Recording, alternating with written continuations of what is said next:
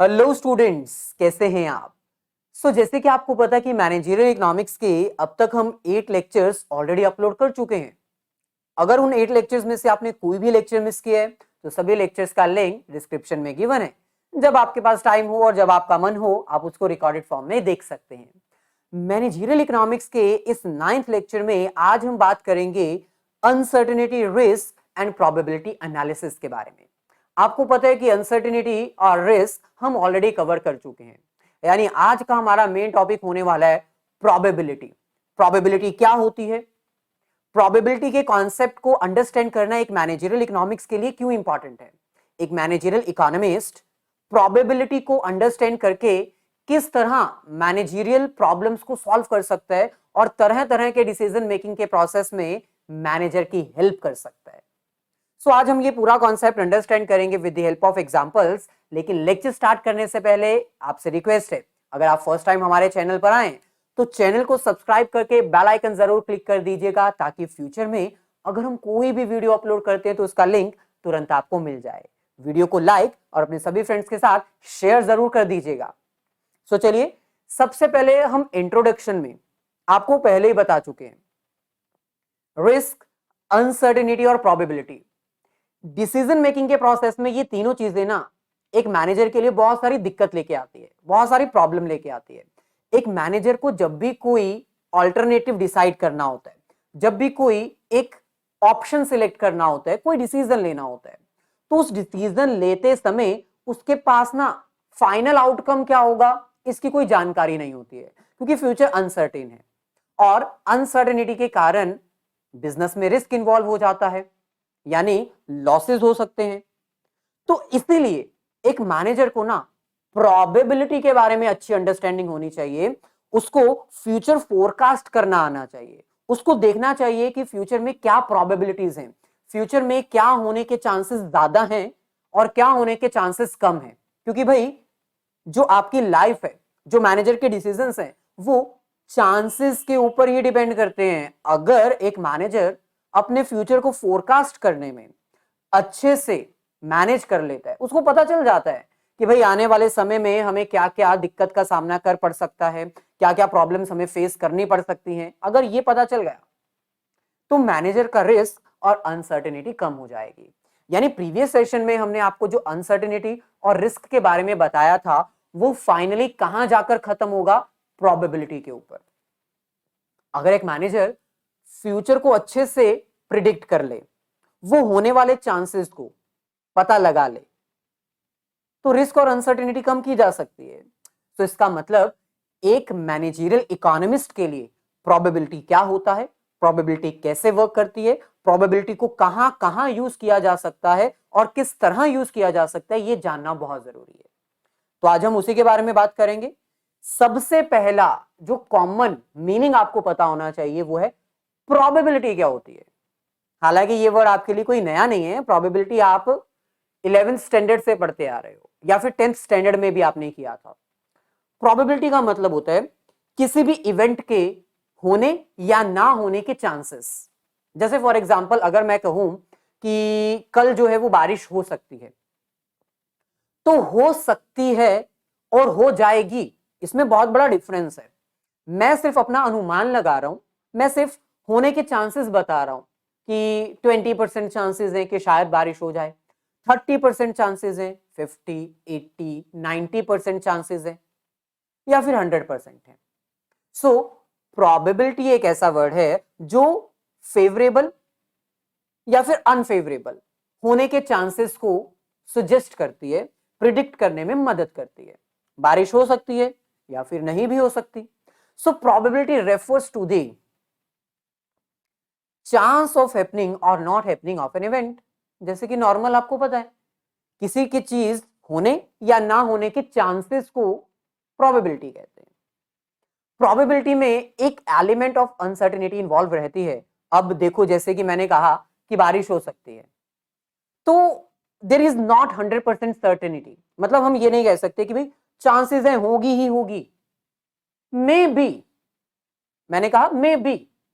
सो इसका मतलब प्रोबेबिलिटी में एक अनसर्टेनिटी इन्वॉल्व होती है और उसी अनसर्टेनिटी को कम करने के लिए हम प्रोबेबिलिटी की थ्योरी और प्रोबेबिलिटी एनालिसिस जैसे टर्म्स यूज करते हैं। इसका मतलब जब भी एक मैनेजर अपने डिसीजंस लेता है तो उसमें अनसर्टेनिटी इन्वॉल्व होती है। उस अनसर्टेनिटी को कम करने के लिए हम अपनी प्रोबेबिलिटीज डेवलप करते हैं। अगर हम ये डिसीजन लेंगे तो हमें सक्सेस मिलेगा, कितने परसेंट चांसेस है कि सक्सेस मिलेगा और कितने परसेंट चांसेस है कि हम फेल हो जाएंगे, दैट इज प्रोबेबिलिटी। तो जब भी एक मैनेजर डिसीजन लेता है तो वो एज्यूम करता है, वो प्रिडिक्ट करता है और वो प्रोबेबिलिटीज डेवलप करता है।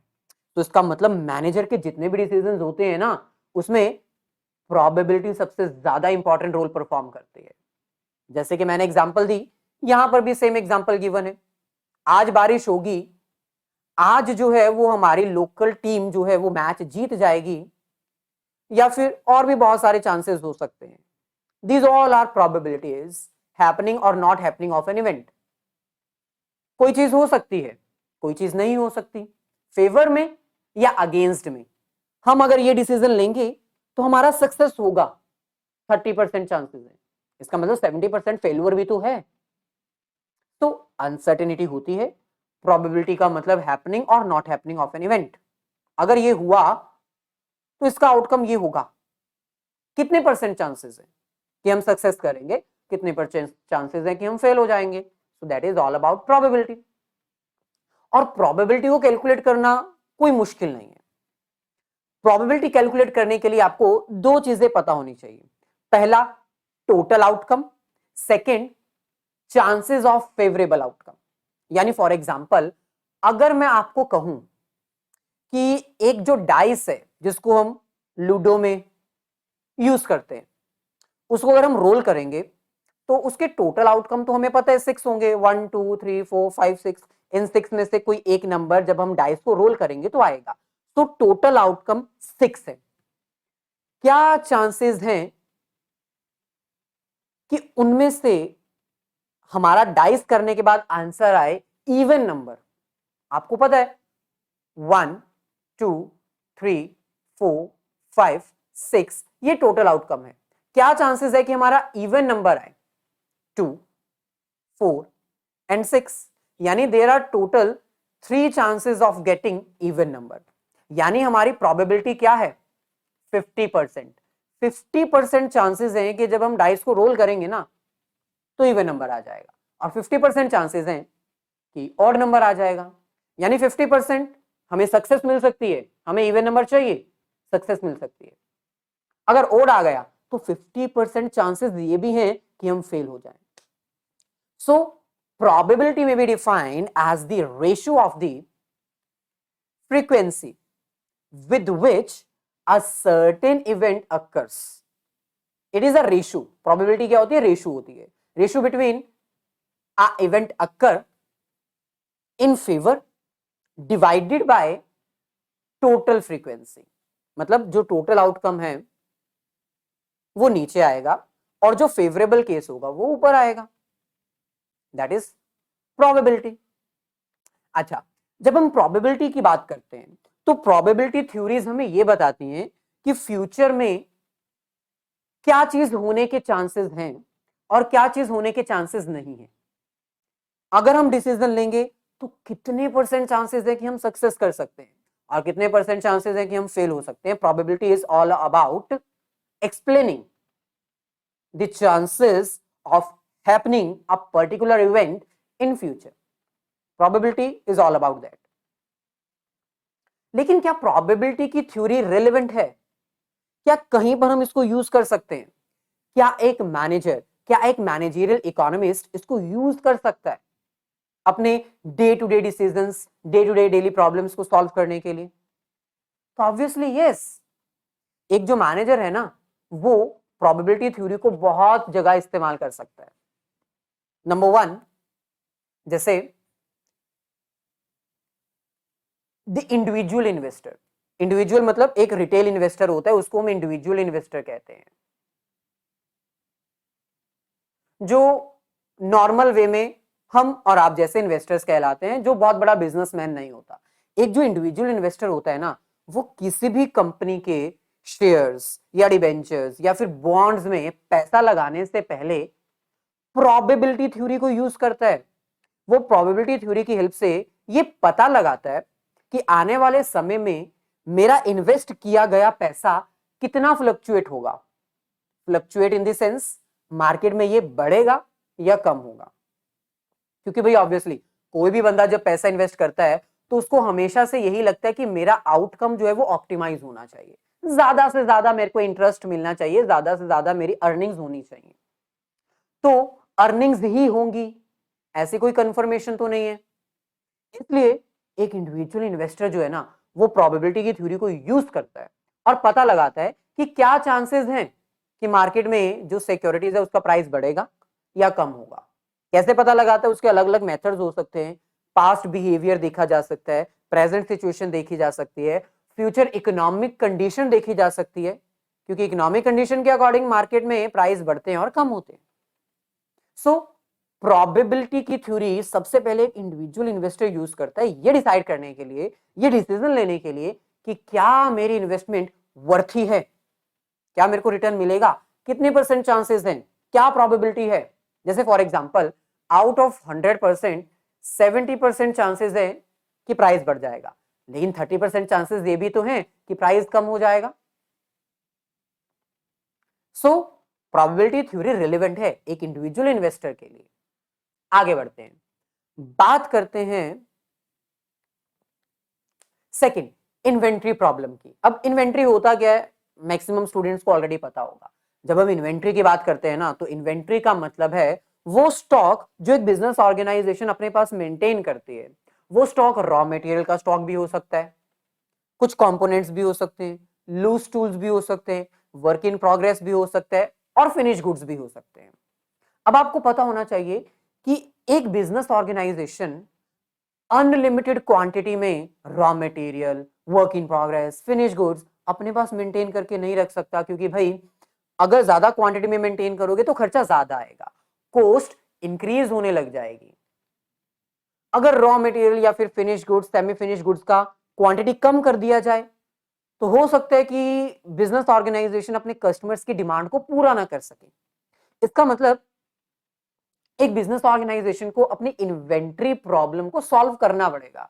एक बिजनेस ऑर्गेनाइजेशन को पता लगाना पड़ेगा कि मार्केट में कितनी डिमांड है, उसको पता लगाना पड़ेगा कि हमें स्टोरेज कॉस्ट कितनी बियर करनी पड़ती है, उसे पता लगाना पड़ेगा कि हमारी ऑर्डरिंग कॉस्ट कितनी है, अगर शॉर्टेज हो जाती है हमारे यहां पर रॉ मटेरियल की तो हमें कितना नुकसान होगा। ये सब पता लगाने के बाद एक आइडियल डिसीजन लेना, ये डिसाइड करना कि हमारे गोडाउन में कितनी इन्वेंट्री होनी चाहिए ताकि हम ये जो प्रॉब्लम्स है इसको दूर कर सके, ये जरूरी है। यानी एक बिजनेस ऑर्गेनाइजेशन में मैनेजर को ये डिसाइड करना पड़ेगा कि हमें कितनी इन्वेंट्री मेंटेन करनी है। लेकिन ये सब डिसाइड करने के लिए प्रोबेबिलिटी थ्योरी ही तो यूज करोगे। प्रोबेबिलिटी थ्योरी की हेल्प से हम अपनी डिमांड फोरकास्ट करेंगे, देखेंगे कि फ्यूचर में कितने चांसेस हैं कि हमारे प्रोडक्ट की डिमांड होगी, देखेंगे हमारी ऑर्डरिंग कॉस्ट कितनी आएगी, हमारी स्टोरेज कॉस्ट हमारी कितनी होगी फ्यूचर में।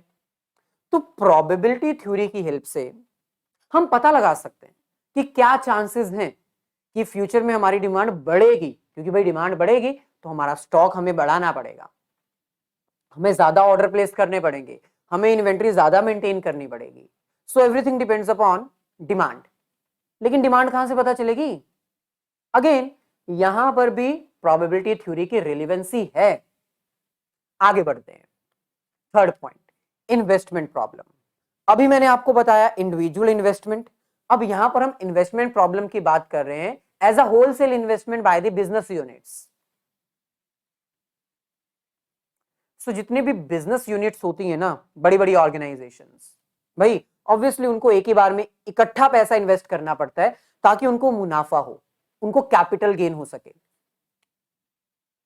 लेकिन क्या जो बड़े बड़े इन्वेस्टर्स होते हैं वो प्रोबेबिलिटी थ्योरी का यूज नहीं करते होंगे? भाई एक जो बहुत बड़ा इन्वेस्टर होता है ना वो ज्यादा एक्सपेक्टेशंस रखता है, वो चाहता है कि मेरा जो पैसा मैंने इन्वेस्ट किया है ना वो लेटर स्टेज पे आके मेरे को ज्यादा रिटर्न दे। सो इन्वेस्टमेंट एनालिसिस करने के लिए फ्यूचर के प्रिडिक्शंस फोरकास्ट करना, फ्यूचर में कितना प्रॉफिट हो सकता है, फ्यूचर में बिजनेस कैसा परफॉर्म कर सकता है, ये सब डिसाइड करना पड़ेगा। अभी मार्केट में कैसी सिचुएशन है, अभी मार्केट में प्रेजेंट प्राइस क्या है और फ्यूचर में शेयर्स का प्राइस क्या होगा, इसको भी प्रिडिक्ट करना पड़ता है। तो इसके लिए क्या यूज किया जाएगा, ऑब्वियसली प्रोबेबिलिटी।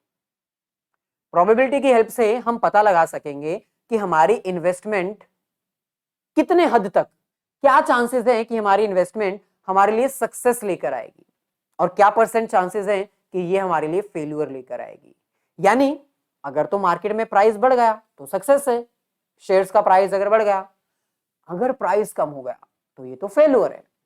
सो हम प्रोबेबिलिटी थ्योरी को यहां पर भी यूज करते हैं ये पता लगाने के लिए कि आने वाले समय में कितने परसेंट चांसेस है कि हमें सक्सेस मिलेगी और कितने परसेंट चांसेस है कि हम फेल हो सकते हैं, हमारी इन्वेस्टमेंट डूब सकती है।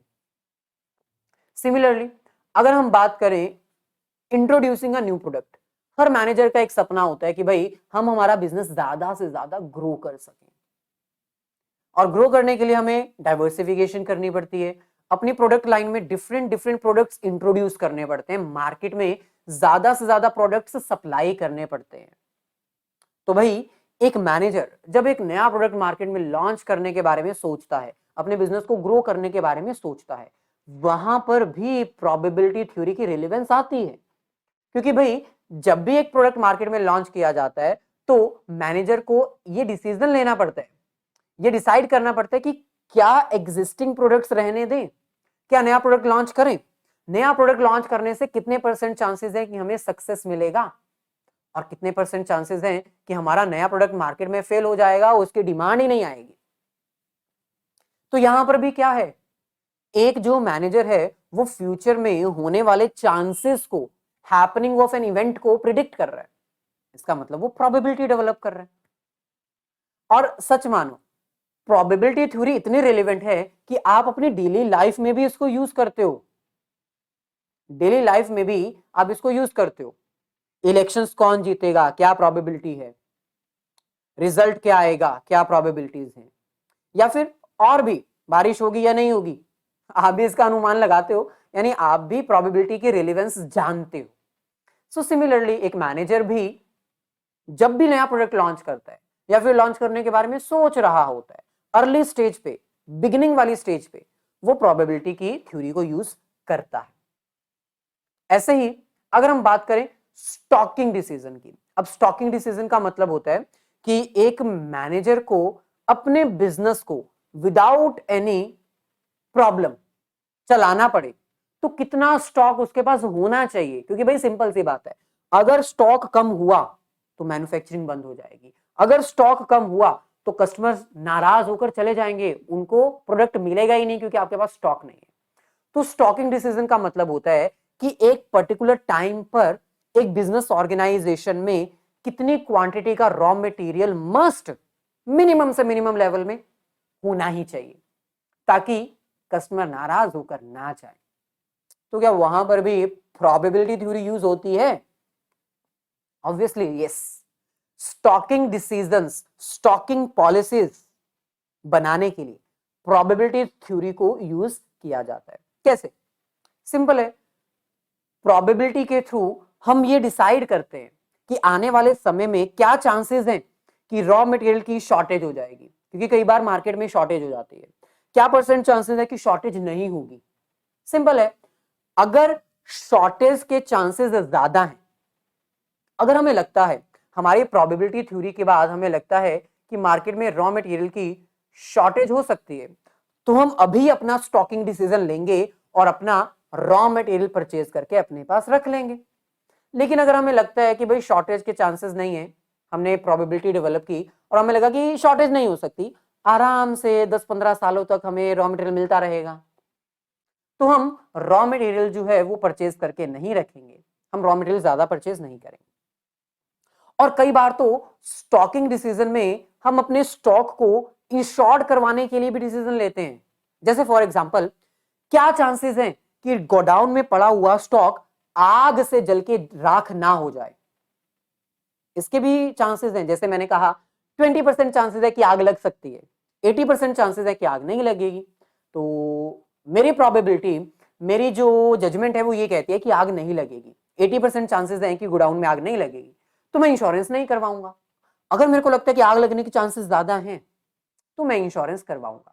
सो insurance decision for the stock, stocking decision for the purchase of raw material, ये सब प्रोबेबिलिटी के रिलेवेंट के अंडर आते हैं। ऐसे ही अब हम बात करते हैं प्रोबेबिलिटी में यूज किए जाने वाले कुछ बेसिक टर्म्स के बारे में। हालांकि ये बेसिक टर्म्स आप 10th स्टैंडर्ड से करते आ रहे हो, लेकिन फिर भी आपको एक कॉन्सेप्ट क्लैरिटी हो जानी चाहिए ताकि लेटर स्टेज में आपको दिक्कत ना आए। So basic knowledge, basic terms आपके सामने। First, an event. इवेंट का मतलब होता है आउटकम, मतलब जो भी आपका डिसीजन है उसका आउटकम क्या आएगा। जैसे फॉर एग्जांपल अगर मैं आपको कहूं कि आप एक डाइस रोल करते हो तो उसके आउटकम्स कितने आ सकते हैं? 6, 1 2 3 4 5 6, उसके 6 टोटल आउटकम्स है। ऐसे अगर मैं आपको कहूं कि अगर आप एक क्वाइन टॉस करते हो तो उसके आउटकम कितने? 2, हेड या टेल आएगा। सो आउटकम ऑफ एन एक्सपेरिमेंट, जो भी आप चीज कर रहे हो उसका आउटकम जो होगा उसको इवेंट कहा जाएगा। Second, equi probable. Equi probable का मतलब है एक एक्सपेरिमेंट करने के बाद जो आउटकम आएगा उसके चांसेस जब इक्वल होंगे उसको हम कहेंगे इक्वी प्रोबेबल। जैसे फॉर एग्जांपल अगर मैं एक क्वाइन टॉस करता हूं तो हेड ही आएगा, कंफर्म्ड तो नहीं है ना, टेल भी तो आ सकता है। सो जब एक एक्सपेरिमेंट के बाद चांसेस इक्वल हो सभी के आने के, ये भी हो सकता है ये भी हो सकता है, उसको हम इक्वी प्रोबेबल कहते हैं। Event when two or more events are equally probable, that is when one event has as much chances of occurrence as the other। जितने चांसेस हेड आने के हैं उतने ही चांसेस टेल आने के भी हैं, equal chances of both of them. आगे बढ़ते हैं। थर्ड हमारे पास है इंडिपेंडेंट इवेंट्स। अब इंडिपेंडेंट इवेंट्स का मतलब होता है एक ऐसा आउटकम जो इंडिपेंडेंट है, जो किसी के ऊपर ना डिपेंड नहीं करता। जैसे फॉर एग्जांपल अगर मैं एक क्वाइन टॉस करता हूं तो हेड भी आ सकता है टेल भी आ सकता है। अगर हेड आ गया तो टेल नहीं आएगा, टेल आ गया तो हेड नहीं आएगा, यानी आने के चांसेस दोनों के हैं और दोनों इंडिपेंडेंट हैं। कोई एक दूसरे को धक्का नहीं दे रहा है कि भाई हेड तू ही आना या फिर टेल तू ही आना। So two events are said to be independent if the occurrence of one is not or is affected by the occurrence of the other event। यानी दोनों इंडिपेंडेंट है, दोनों में से कोई भी आ सकता है। when two coins are tossed, जब हम दो कॉइन्स टॉस करेंगे simultaneously, एक में हेड आ सकता है दूसरे में टेल आ सकता है। ऐसा तो कोई रूल नहीं है ना, एक कॉइन टॉस किया तो इसमें हेड आएगा तो इसमें भी हेड ही आना चाहिए, ऐसा तो कोई रूल नहीं है। इसमें भी इक्वल चांसेस हैं और ये इंडिपेंडेंट है। अगर हमने ये कॉइन टॉस किया तो ये इंडिपेंडेंट है, इस वाले क्वाइन का इफेक्ट इसके ऊपर तो नहीं आएगा ना, कोई जादुई शक्ति इसमें तो नहीं आ जाएगी कि इसमें हेड आया तो इसमें भी हेड ही आएगा। हेड भी आ सकता है टेल भी आ सकता है, इसमें सिंपल सी बात है। सो independent event. Next, dependent event. Dependent event independent के ऑपोजिट हो जाएगा। जब एक इवेंट दूसरे के हैपनिंग और नॉट हैपनिंग को इफेक्ट करता है। जैसे फॉर एग्जांपल अगर मैं आपको कहूं कि एक जो 52 कार्ड्स का बंडल होता है उसमें से अगर मैं आपको पूछूं कि बताओ क्या चांसेस है कि उसमें से आपको किंग ही मिलेगा, probability of king 4 out of 52, total 52 cards होते हैं उसमें 4 किंग के कार्ड्स होते हैं। सो कितने चांसेस हैं? 1 आउट ऑफ 13। सो ये इसकी प्रोबेबिलिटी है। अगर मैं आपको कहूं कि मार्केट में प्रोडक्ट का प्राइस बढ़ा due to increase in demand, मतलब मार्केट में डिमांड इतनी ज्यादा हो गई कि प्राइस बढ़ गया, तो प्राइस बढ़ने की प्रोबेबिलिटी किसके ऊपर डिपेंड करती है? डिमांड के ऊपर। डिमांड बढ़ेगा तो प्राइस बढ़ेगी। Chances of increase in price due to increase in demand. So ये एक डिपेंडेंट है, प्राइस का बढ़ना डिपेंड करता है डिमांड के ऊपर। सो जब एक की हैपनिंग दूसरे के ऊपर डिपेंड करती है ना, तो उसको हम कहते हैं dependent event. Fifth, mutual exclusive event. अब म्यूचुअल एक्सक्लूसिव इवेंट का मतलब है कि अगर ये हो गया ना तो बाकी नहीं हो सकते। जैसे फॉर एग्जांपल, अगर मैं एक डाइस रोल करता हूं तो आउटकम तो एक ही आएगा ना। जैसे मान लो मैंने डाइस रोल किया और उसमें से 4 आ गया, 4 आ गया, तो इसका मतलब 1 2 3 5 और 6 ये नहीं आए, ये नहीं आ सकते, क्योंकि एक ही डाइस में मैं कहूं 3 भी आ जाए 4 भी आ जाए, नॉट पॉसिबल। एक डाइस को रोल करने के बाद फाइनल आउटकम तो एक ही आएगा ना। सो म्यूचुअल एक्सक्लूसिव इवेंट्स का मतलब है कि अगर ये आ गया, अगर ये हो गया, तो बाकी के होने के चांसेस निल हैं। अगर 4 आ गया तो 1 2 3 5 और 6 तो नहीं आ सकते, क्योंकि 4 आ गया डाइस पे। If we toss a dice and it shows 4, then the event of getting 4 prevents the event of throwing 1 2 3 5 and 6। अगर हमने डाइस एक बार रोल कर दिया, 4 आ गया, तो 1 2 3 5 और 6 तो अब आ नहीं सकते। दोबारा डाइस रोल करेंगे तो दोबारा चाहे आ सकता है, लेकिन एक बार आउटकम आ गया तो वो आ गया। Next, collective exhaustive event. Mutual exclusive event के ऑपोजिट। कलेक्टिव एग्जॉस्टिव इवेंट्स वो होते हैं जिसमें 2 चांसेस भी हो सकते हैं। जैसे for example, collectively exhaustive event means at least one of the event must occur. कुछ तो आएगा ना आउटकम। अगर हम एक डाइस रोल करेंगे, 1 2 3 4 5 6, इनमें से कोई तो आउटकम आएगा ही। क्या आएगा, इसके चांसेस डिपेंड करते हैं। जैसे अगर मैं कहूं इवन नंबर आ सकता है, तो वो इवन नंबर 2 4 6 कोई भी हो सकता है। मैं साथ में ये कह दूं कि ओड नंबर आ सकता है, तो उसके भी चांसेस यही हैं, 1 3 और 5। सो कलेक्टिव एग्जॉस्टिव इवेंट का मतलब है कि एक तो आउटकम आएगा ना, उसके चांसेस कुछ भी हो, लेकिन एक तो आएगा ही आएगा। अगर आपने कोई एक्सपेरिमेंट किया है, अगर क्वाइन आपने टॉस किया है, हेड या टेल दोनों में से एक तो आएगा, क्वाइन सीधा तो खड़ा नहीं रहेगा ऑब्वियसली। 7, simple event.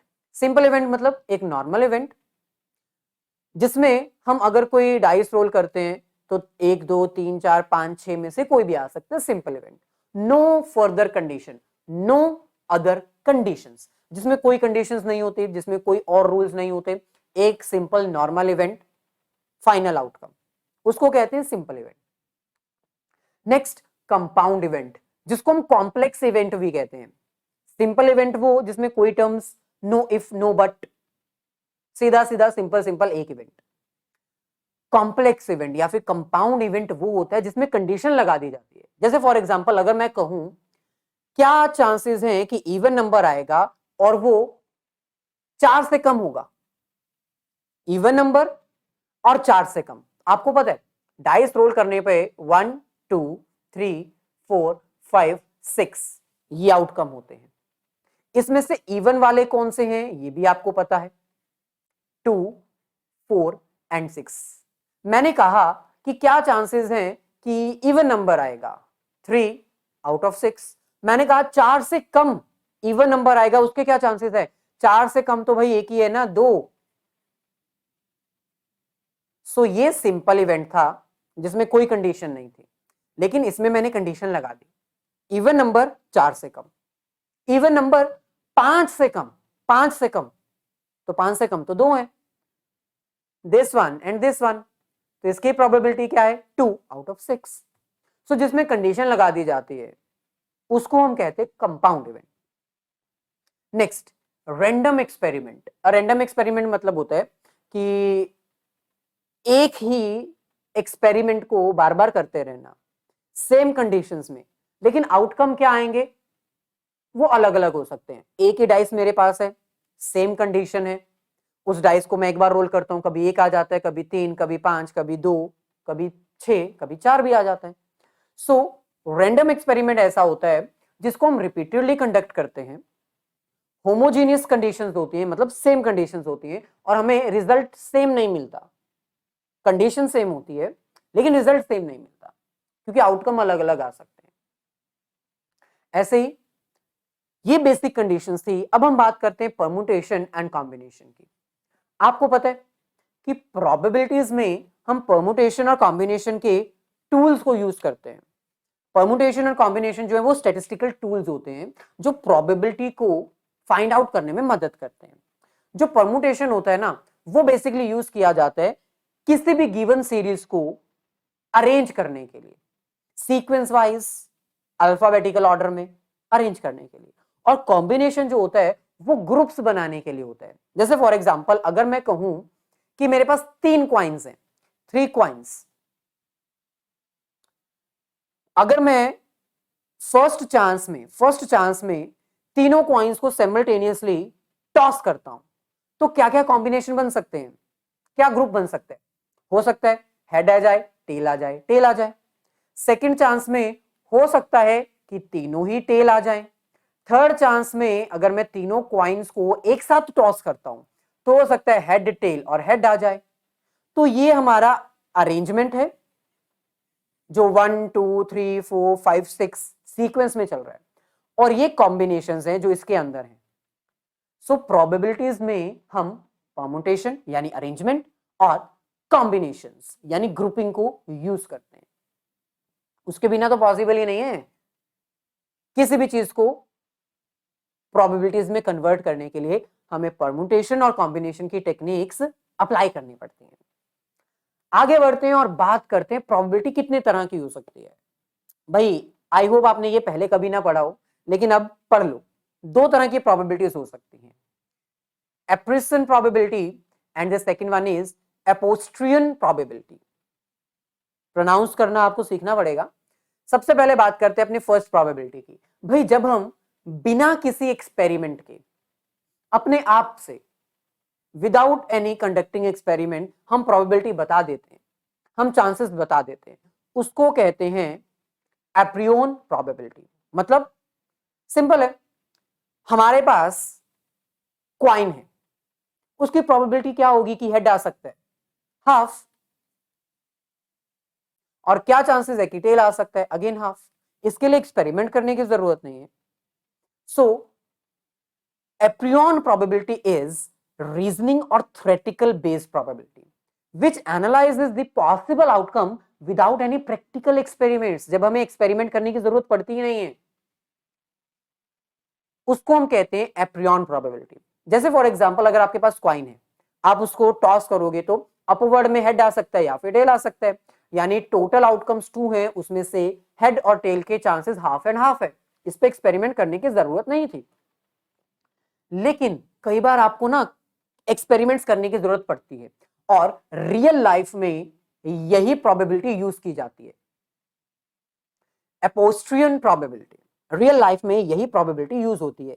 प्रैक्टिकल में या फिर आप कह लीजिए जब एक मैनेजर को प्रॉब्लम फेस करनी पड़ती है तो यही प्रोबेबिलिटी के चांसेस, यही प्रोबेबिलिटी यूज की जाती है, क्योंकि इसमें आपको एक्सपेरिमेंट्स करने पड़ते हैं, इसमें आपको प्रैक्टिकली थिंग्स अप्लाई करनी पड़ती है। जैसे फॉर एग्जांपल मान लो कि 500 चिल्ड्रंस जो हैं उनको कुछ सिम्टम्स हैं, वो वायरल के कारण बीमार हैं, हॉस्पिटल में एडमिट है। अब क्या चांसेस हैं कि वो सरवाइव करेंगे या फिर डाइड हो जाएंगे, किनकी डेथ हो जाएगी? ये बिना एक्सपेरिमेंट के तो पता चलेगा ही नहीं। कैसे पता चलेगा? पहले ट्रीटमेंट देना पड़ेगा, ट्रीटमेंट देने के बाद उनका इंप्रूवमेंट देखना पड़ेगा कि ट्रीटमेंट के बाद कितने सरवाइव किए हैं और कितने की डेथ हो चुकी है, तभी तो हमें प्रोबेबिलिटी पता चलेगी ना, chances of surviving and chances of dying. So एक ऐसी प्रोबेबिलिटी जिसको हम इंडक्टिव मेथड के अकॉर्डिंग, प्रैक्टिस के अकॉर्डिंग प्रैक्टिकली अप्लाई करके पता लगाते हैं, उसको हम कहते हैं अपोस्ट्रियन प्रोबेबिलिटी। सो ये था हमारा आज का लेक्चर, जिसमें हमने आपको डिटेल में बताया कि प्रोबेबिलिटी क्या होती है और कैसे ये मैनेजरियल प्रॉब्लम्स को दूर करने के लिए मैनेजरियल इकोनॉमिक्स में यूज की जाती है। भाई वीडियो अगर अच्छी लगी है तो लाइक और शेयर जरूर कर दीजिएगा अपने सभी फ्रेंड्स के साथ। मिलेंगे नेक्स्ट सेशन में, जहां पर बात करेंगे हम नेक्स्ट कॉन्सेप्ट्स की, नेक्स्ट चैप्टर्स की। So all the very best, have a nice day and great day.